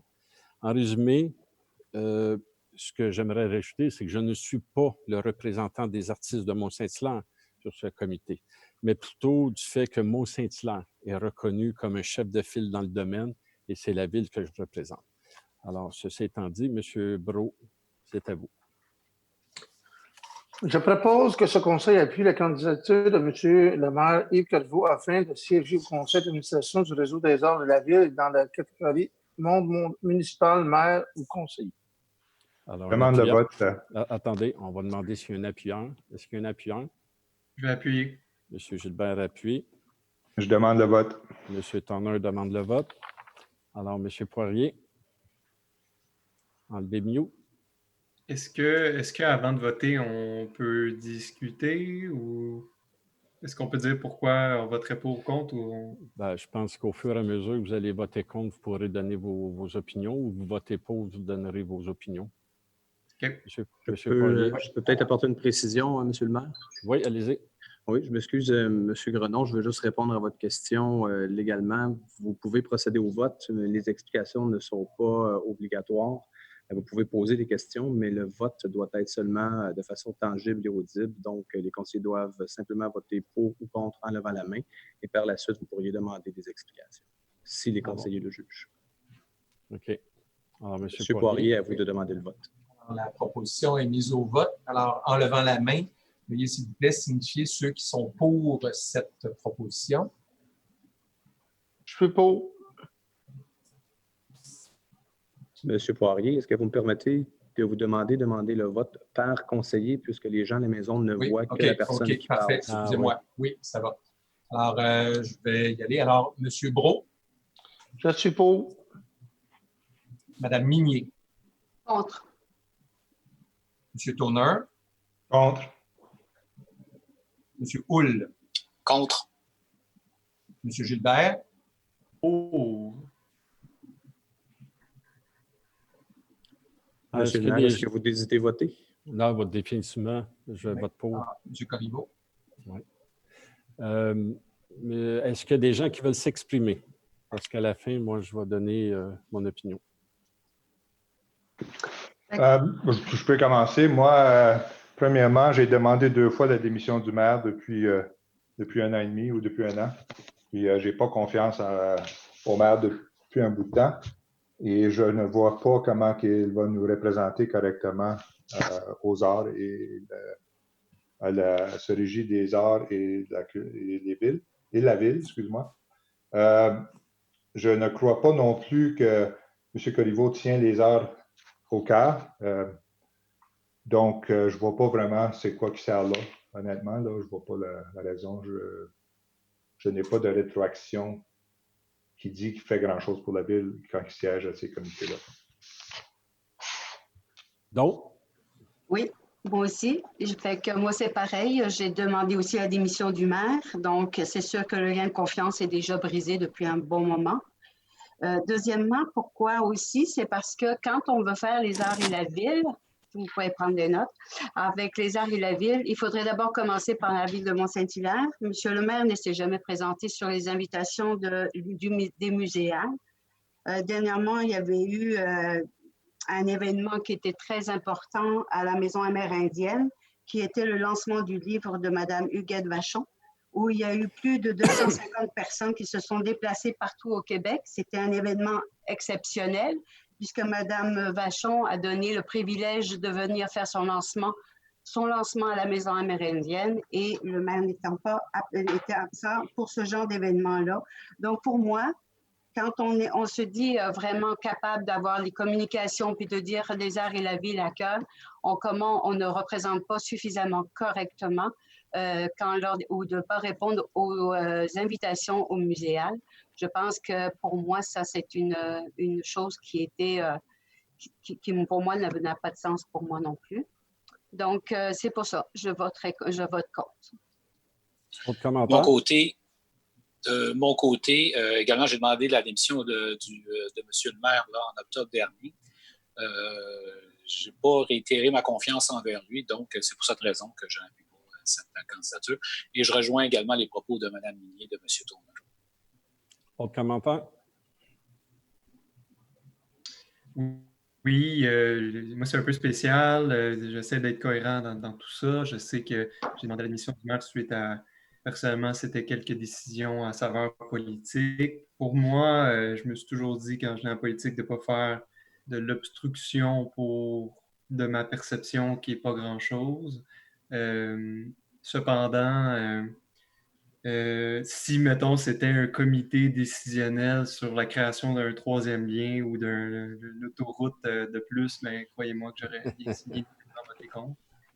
Mais dans ce cas-ci, sachant que c'est bénévolat, c'est du bénévolat en plus, moi j'aime mieux avoir finalement un représentant de la ville de Mont-Saint-Hilaire imparfait que de ne pas en avoir tout simplement. Fait que, voilà mon opinion. M. Brault, un commentaire? Non, je n'ai pas de commentaire à rajouter par rapport à ce que vous vouliez dire. Alors, écoutez, c'est réglé. Je ne siégerai plus sur ce comité. C'est très triste parce qu'effectivement, on avait une belle visibilité pour la ville de Mont-Saint-Hilaire au Québec, puisque la ville de Mont-Saint-Hilaire est reconnue nationalement comme ville d'art et de culture. Pour ma représentation auprès des muséales, Mme Minier, vous le savez, lorsque vous êtes devenue présidente du comité, M. Saint-Onge, peut-être fermé. Alors, lorsque vous êtes arrivée présidente du comité culturel, on vous a désigné pour nous représenter la ville au muséal et à la maison amérindienne. Et moi, j'avais décidé de ne plus aller là parce que, pour des raisons de santé, je n'irai plus au muséal. Ça, c'est réglé. C'est fait depuis 2 ans au moins. Et ce qui m'attriste ce soir, puis les citoyens vont être en mesure de le constater, c'est que parce qu'on m'a demandé ma démission, ça veut dire que toute bonne proposition que je pourrais amener, ça, il va y avoir un refus. Alors, c'est très triste pour la population, mais ça, je laisse la population en juger et d'en faire leurs commentaires. Alors, voilà. Point numéro 21. Point numéro 21, c'est l'enveloppe budgétaire. Monsieur Hull. Je propose que ce conseil approuve la création d'une enveloppe budgétaire à même le fonds de roulement pour l'acquisition matériel informatique au montant de 140 000 et qui a les crédits disponibles pour faire les fins auxquelles la dépense est projetée conformément au règlement sur les règles de contrôle et de suivi budgétaire. Que la somme empruntée au fonds de roulement soit remboursable sur une période de 3 ans. Un proposeur. Je propose. M. Gilbert propose. Tout le monde est d'accord? Oui. Alors, point numéro 22, l'acquisition de l'eau. M. Hull. Je propose que ce conseil acquiert de Maison Pépin Incorporée les lots 3 440 030 et 5 907 535 rue des Chardonnerets au cadastre du Québec, conformément à l'entente intitulée « Entente prolongement rue des Chardonnerets » signée le 3 novembre 2016, que ces lots, travaux, infrastructures et servitudes qui y sont réalisés soient consentis pour la somme de 1 $ et autres bonnes et valables considérations payables au comptant de la signature de l'acte. J'appuie. Monsieur Brault appuie. Tout le monde est d'accord? Oui. Oui. Point numéro 23, session de fin de parc. Madame Minier. Que ce conseil approuve le plan cadastral parcellaire préparé par M. Roch Mathieu Arpenteur, géomètre, daté du 8 juin 2020, portant le numéro minute 16801 dans le cadre du projet de la subdivision du lot 1 818 418 au cadastre du Québec, 177 rue de Saint-Exupéry, en 2 lots distincts, soit le lot projeté de 6 378 908 au cadastre du Québec, identifiant le terrain de la résidence existante et le lot projeté de 6 378 909 au cadastre du Québec, ayant pour but de créer un lot permettant la construction d'une nouvelle résidence. Que la présente demande est approuvée en conformité avec la recommandation de M. Benoît Larivière, directeur du service de l'aménagement du territoire et de l'environnement, contenu dans son rapport en date du 30 juin 2020. Que le propriétaire verse à la Ville de Mont-Saint-Hilaire une somme de 14 200 $, représentant 10 % de la valeur marchande du nouveau lot créé, soit le lot projeté 6 378 909 au cadastre du Québec, à titre de cession pour fin de parc, tel que requis en vertu du règlement du lotissement numéro 1232 de la Ville de Mont-Saint-Hilaire et selon le plan mentionné ci-dessus. Un appuyant. J'appuie. M. Tendant appuie. Tout le monde est d'accord? Oui. Oui. Oui. Point numéro 24, concernant la vente du lot. M. Gilbert. Oui, imaginez-vous, c'est un petit lot sur la rue Saint-Exupéry qui est entre 2 maisons, mais qui ne sert pratiquement à rien, on a décidé de vendre tout simplement ce lot-là qui appartenait à la municipalité. Donc, il y a eu des évaluations qui ont été faites et la résolution va comme ceci. Je propose que la Ville de Mont-Saint-Hilaire vende à M. Mathieu Mondou-Gauthier l'immeuble suivant. Le lot 1 818 946 au cadastre du Québec d'une superficie de 311 mètres carrés.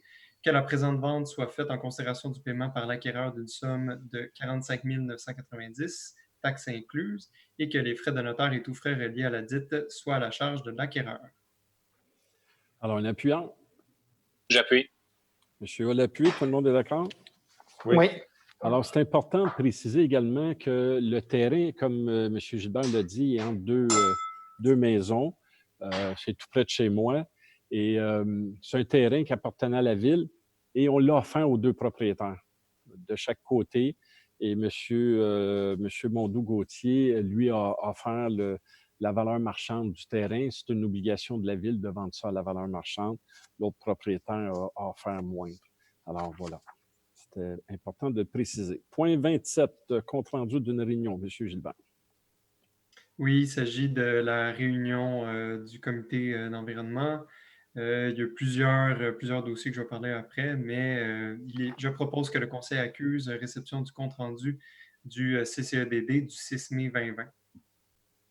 Un appuyant. J'appuie. Tu en as un appui. Tout le monde est d'accord? Oui. Vous aviez des choses à préciser, M. Gilbert? Oui, petit mot, le comité d'environnement a fait du très beau boulot. Sylvain peut confirmer, là. La dernière séance, on a pris le taureau par les cornes, puis on a fait 2 réglementations, un pour encadrer les poulaillers urbains et l'autre les potagers, et la politique de développement durable. Puis ces 3 dossiers-là vont être, on va en parler un peu plus tard. Donc, félicitations au comité d'environnement. Vraiment, c'était du gros travail. Il y a des sous-comités qui ont été créés, d'aller se benchmarker, d'aller voir ce qui se fait dans les autres municipalités pour arriver avec le meilleur règlement possible. Donc, bravo. Ouais. Parfait, merci. Point numéro 27 concernant les PIA, M. Hull. C'est le point 26. Nous sommes rendus au point 26, M. le maire. Je propose que ce conseil accuse réception du procès verbal de la réunion ordinaire du 30 juin 2020 du comité consultatif d'urbanisme de la ville de Mont-Saint-Hilaire. Un appuyant. J'appuie. M. Gilbert appuie. Tout le monde est d'accord? Oui. Point 27, les PIA, M. Hull.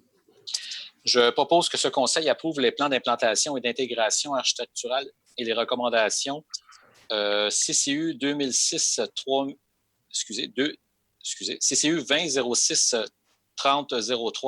à CCU 2006-3-21, à l'exception de la recommandation CCU 2006-30-13. Celle-ci fait partie d'une autre résolution qui suivra. Ce mois-ci, juste pour à titre d'information, nous avons majoritairement des rénovations d'extérieur 18 et construction de nouvelles résidences dans ces recommandations. J'appuie. Je m'excuse, monsieur le maire. Oui. Je dois juste ajouter qu'il y a aussi une exception à la résolution CCU 2006-30-22 qui suivra aussi la prochaine résolution. Qui est un refus. Exact. Alors, M. Gilbert a appuyé, je pense. Alors, c'est fait. Point numéro 28 concernant les refus des PIA, M. Hull. Je ferai remarquer, M. Saint-Onge, que la résolution ne contenait pas la numéro 22. Parfait. Je propose que ce conseil approuve les recommandations et refuse les plans d'implantation et d'intégration architecturale suivants, le CCU 2006-30-13 et le CCU 2006-30-22. En appuyant. J'appuie. Tu en as un appui. Tout le monde est d'accord? Oui. Oui. Point 27 pour l'adoption du règlement numéro 828-46, M. Gilbert.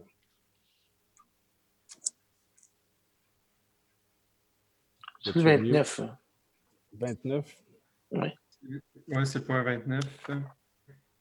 Donc, je propose que le règlement numéro 828-46, règlement amendant le numéro 828 sur la tarification des services municipaux pour l'année 2020 en modifiant la section « Services du loisir de la culture », soit adopté par ce conseil.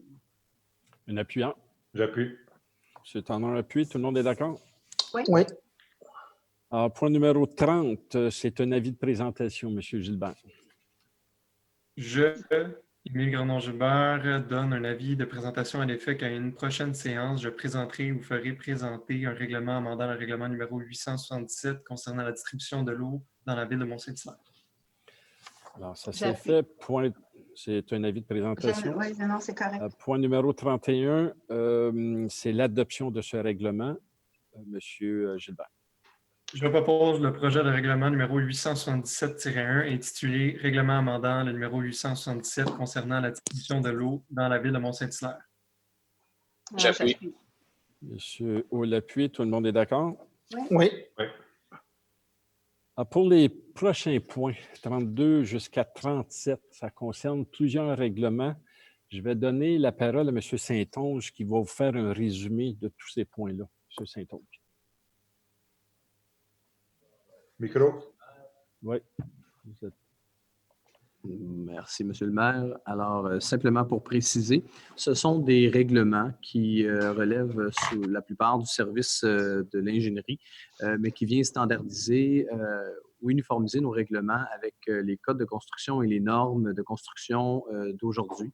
Donc, les règlements seront tous en avis de présentation, donc possibilité de consultation par les citoyens pour faire connaître leur opinion, mais ce sont vraiment des simples mises à jour techniques dans la plupart des règlements qui viendront faciliter les démarches pour la connexion des réseaux d'égouts, les ponceaux, différentes règles qui s'appliquent au niveau du service du génie de la ville. Donc, les résolutions qui suivent présenteront chacun des termes qui seront apportés dans les règlements approchés et pourront être consultés par les citoyens. Excellent. Merci beaucoup. Alors, point 32, c'est un avis de présentation, M. Tanner. On ne vous entend pas, M. Tanner. Excusez-moi. Je, Louis Tanner, donne un avis de présentation à l'effet qu'à une prochaine séance, je présenterai ou ferai présenter un règlement concernant la construction et l'entretien de ponceaux, de conduites d'égouts pluviales et de canalisation de fossés et abrogeant le règlement numéro 980. Alors, c'est fait. Point numéro 33, c'est l'adoption de ce règlement. M. Tanner. Je propose que le règlement numéro 1264 intitulé « Règlement concernant la construction et l'entretien de ponceaux de conduite d'égouts pluviales et de canalisation de fossés et abrogeant le règlement numéro 980 soit et est adopté par ce Conseil. » J'appuie. M. Brault appuie. Tout le monde est d'accord? Oui. Oui.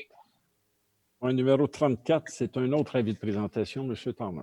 Je, Louis Tanner, donne un avis de présentation à l'effet qu'à une prochaine séance, je présenterai ou ferai présenter un règlement sur les branchements de services municipaux et égouts abrogeant le règlement numéro 1246. Alors, point numéro 35, c'est l'adoption de ce règlement. M. Tanner. Je propose que le projet de règlement numéro 1295 intitulé « Règlement sur les branchements de services municipaux d'aqueduc et d'égouts et abrogeant le règlement numéro 1246 soit adopté par ce Conseil. » J'appuie encore. M. Brault appuie. Tout le monde est d'accord? Oui. Point numéro 36, un autre avis de présentation, M. Tanner. Je donne un avis de présentation. Je, Louis Tanner, donne un avis de présentation à l'effet qu'à une prochaine séance, je présenterai ou ferai présenter un règlement décrétant des dépenses en immobilisation pour la réalisation de travaux de réhabilitation de conduites d'eau potable par chemisage structural de remplacement de conduites d'eau potable, de réfection de ponceaux et de bouclage du réseau d'aqueduc, de même que le paiement d'honoraires professionnels et autorisant un emprunt à cet effet. Oui, il y avait une faute de... Oui. Parfait. Alors, c'est fait. Point 37, l'adoption de ce règlement, M. Tanner. Oui, ce règlement, ça concerne des travaux de gainage sur la rue Pinault, remplacement d'aqueduc sur la route 116 au coin de chemin Benoît, ponceau sur la rue Rouillard, bouclage d'aqueduc sur la rue Côté avec celui de Otterburn Park, et aussi bouclage d'aqueduc entre l'aqueduc AIBR et Mont-Saint-Hilaire. Donc, je propose que le projet de règlement numéro 1294, intitulé « Règlement décrétant des dépenses en immobilisation pour la réalisation des travaux de réhabilitation de conduites d'eau potable par chemisage structurel, de remplacement de conduites d'eau potable, de réfection de ponceaux et de bouclage du réseau d'aqueduc, de même que le paiement d'honoraires professionnels et autorisant un emprunt de 3 061 000 nécessaire à cette fin, soit adopté par ce Conseil. » J'appuie. Alors, Mme Minier appuie. Tout le monde est d'accord? Oui. Oui. Numéro 38, c'est un avis de présentation. M. Gilbert. Je, Émile Grenande-Gilbert, donne un avis de présentation à l'effet qu'à une prochaine séance, je présenterai ou ferai présenter un règlement amendant le règlement du zonage 1235 qui a encadré l'aménagement des jardins potagers. Alors, l'avis de présentation est donné. Point 39, c'est l'adoption de ce règlement. M. Gilbert. Je propose le premier projet de règlement numéro 1235-10, intitulé « Règlement amendant le règlement de zonage 1235 afin d'encadrer l'aménagement des jardins potagers. » J'appuie. Mme Minier appuie. Tout le monde est d'accord? Oui. Oui. Numéro Peut-être, 40. Oui, Ouais. allez-y. Je pense qu'il serait important de mentionner que l'Assemblée publique de consultation prévue par la loi relative à ce premier projet de règlement aura lieu le 14 septembre 2020 à 19h30 à la salle La Nature en mouvement. Exactement. Excellent. Et puis, tant qu'à être, est-ce que vous voulez que je pourrais dire deux, trois mots là-dessus? Bon, c'est les comités d'environnement, bien sûr. On s'est benchmarké sur différentes villes, la ville de Saint-Bruno, Drummondville. Je vais vraiment passer. Vous allez voir, le règlement va être accessible sur Internet. Donc, il y a bien sûr sur l'implantation du jardin de façade, les marges latérales à respecter. On parle de 0,5 mètres, les lignes arrière de terrain aussi, 0,5 mètres. On parle d'un maximum de 0,3 mètres pour faire les butons, pour maintenir les butons du potager de façade. Il y a des mini sections sur l'entretien. Après ça, tu as une section sur les structures amovibles. On sait que c'est un sujet délicat au lieu d'utiliser des pesticides ou des repousses lièvres ou marmottes, mais il y a certaines personnes qui se mettent des clôtures. Donc, on vient encadrer ça aussi. Bref, c'est un bouquet de réglementations. Vous pouvez le voir sur le site Internet de la Ville. Parfait, merci. Point 40, un autre avis de présentation, M. Gilbert. Donc, je, Aimé Grenon-Gilbert, donne un avis de présentation à l'effet qu'à une prochaine séance, je présenterai ou ferai présenter un règlement concernant la garde des poules. Excellent. Point 41, l'adoption de ce règlement, M. Gilbert. Je propose que le projet de règlement numéro 1296, règlement concernant la garde de poules, soit adopté par le Conseil. Un appuyant. J'appuie. Mme Bigny appuie. Tout le monde est d'accord? Oui. Encore une fois, peut-être prendre 30 secondes pour dire les grandes lignes. Encore une fois, on s'est benchmarké sur ce qui se fait déjà. Il y a aussi la ville de McMasterville qui a adopté ce genre de réglementation-là dernièrement. Il y a aussi toute une portion qui est sur le respect de l'animal, que Mme Minier, d'ailleurs, siège sur la régie intermunicipale des animalières. Tu as une grande catégorie à respecter sur la localisation du poulailler. Le nombre de poules permis serait un minimum de 2 poules, maximum de 5. Il y a beaucoup de catégories à respecter sur la salubrité. Il y a excessivement aussi de discussions qui avaient eu lieu sur les normes et dimensions que peut avoir le poulailler. Ce n'est pas une autre maison qu'on construit. Là. Fait qu'on est venu encadrer ça, bien sûr. Il y a une catégorie sur les matériaux qui sont autorisés, l'implantation, l'entretien, l'hygiène, les nuisances aussi. On sait qu'avant, c'était toléré à la ville de Mont-Saint-Hilaire, mais suite à quelques plaintes de citoyens, on n'a pas eu le choix de venir encadrer cet usage-là ou cette activité-là d'avoir des poules. Puis bien sûr, tu as toute une section sur la licence. Donc, on demande aux citoyens d'avoir une licence pour avoir leurs poules. Ils peuvent écrire au service d'aménagement du territoire. Ça va nous permettre éventuellement aussi de cartographier à travers la municipalité où est-ce qu'il y en a, etc., etc. Il y a une catégorie sur les dispositions pénales, si la réglementation n'est pas respectée, etc. Fait que ça va être accessible sur le site Internet de la Ville. Bonne lecture. Merci bien. Point 42, c'est le rejet de soumission, M. Gilbert. Donc, un instant. Je propose que ce conseil rejette toutes les soumissions reçues du 17 avril 2020 concernant le contrat AME 20-01 relatif aux services professionnels en matière de coordination et d'animation du comité suivi sur l'avenir de la zone A16. J'appuie. Monsieur Olapuy, tout le monde est d'accord? Oui.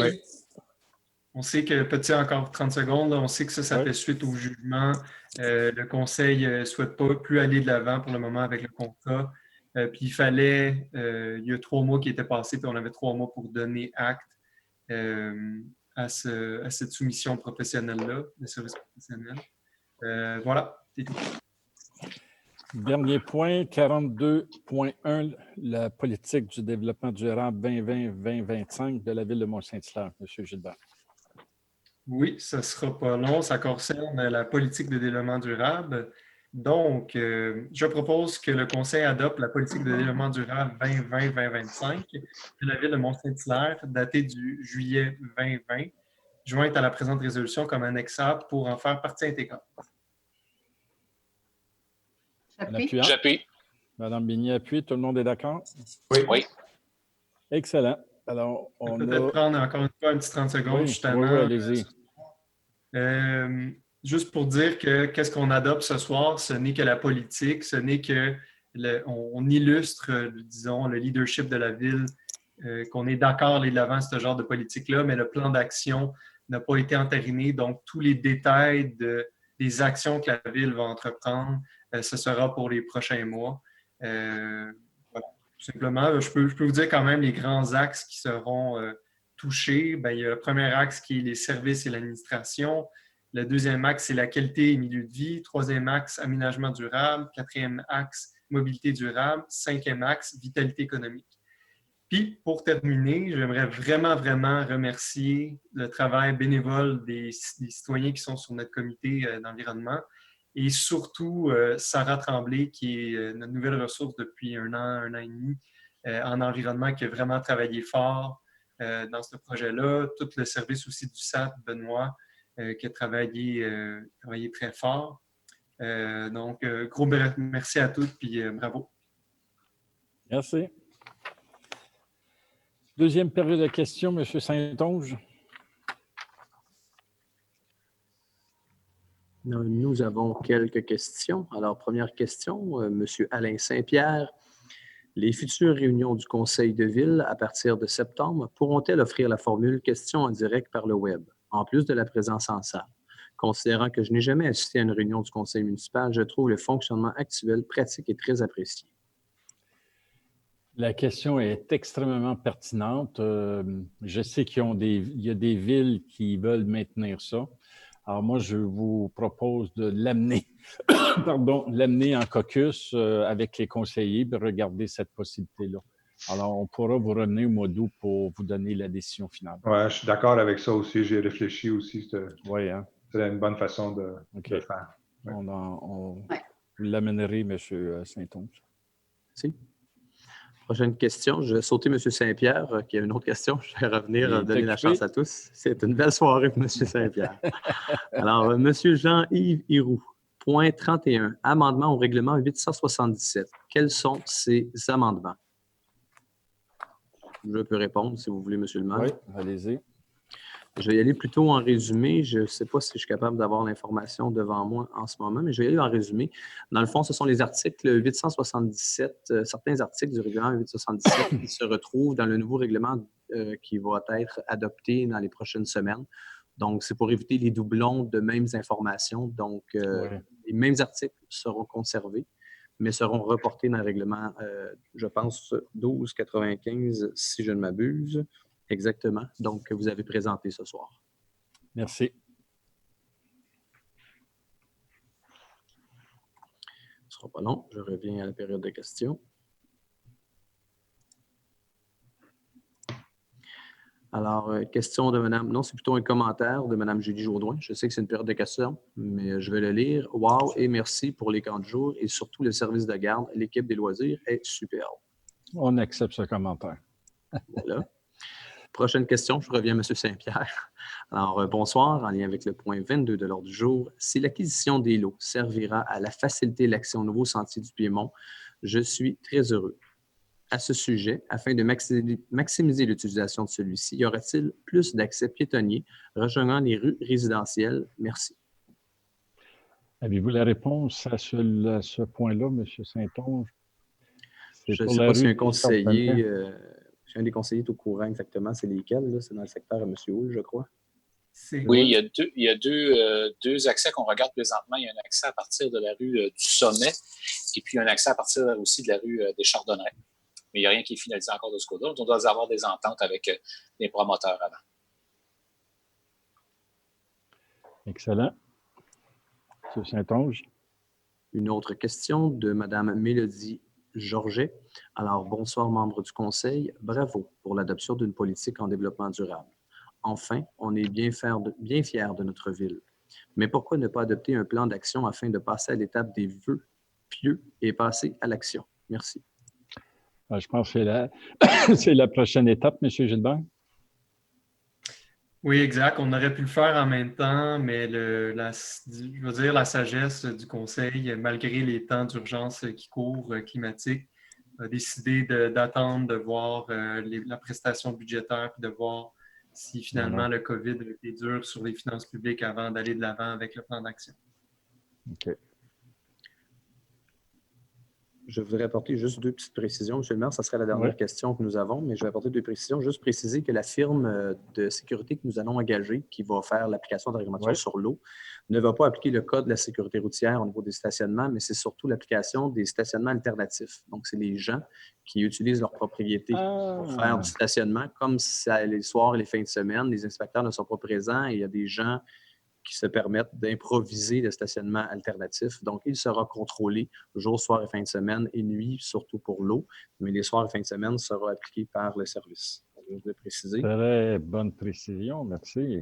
Et je tiens à préciser aussi que dans le dossier de la rue des Chardonnays, c'est la reprise des emprises de rue qui sont repris au niveau de la réglementation. Donc, ce n'est pas les terrains pour le moment, c'est vraiment l'emprise dans ce dossier. Vous me disiez qu'il n'y avait plus d'autres questions? C'est tout pour ce soir, M. le maire. Oh, j'ai une question qui vient de rentrer. Parfait, on est prêt. Ben oui. Monsieur Louis-Georges Cournoyer, j'ai manifesté mon inquiétude en caractère limitatif du projet de règlement 1235-10 dans la mesure où, pour faire de Mont-Saint-Hilaire une ville nourricière, je m'entends à ce que la ville fasse plus que les autres villes. Il faut viser l'autosuffisance et donner les moyens aux citoyens de le devenir. Donc, M. Cournoyer, moi, je vous suggère de venir chercher le projet de règlement, de le regarder, puis lors des consultations, vous allez pouvoir donner des opinions et l'améliorer s'il le faut. Hein. Ça va être le but des consultations. Alors, merci. C'est tout? C'est tout, M. le maire. Alors, dans ce cas-là, j'ai besoin d'un proposeur pour lever la séance. M. Tanner? J'appuie. C'est beau. Alors, merci beaucoup. Bonne soirée à tout le monde. Je vous souhaite de bonnes vacances parce que plusieurs seront en vacances prochainement. Soyez prudents. Hein? On entend malheureusement parler trop du COVID dans ce temps-ci avec des rassemblements un peu partout. Soyez extrêmement prudents puis ne prenez pas de chance. Merci. Bon été. Bonne soirée. Bonsoir.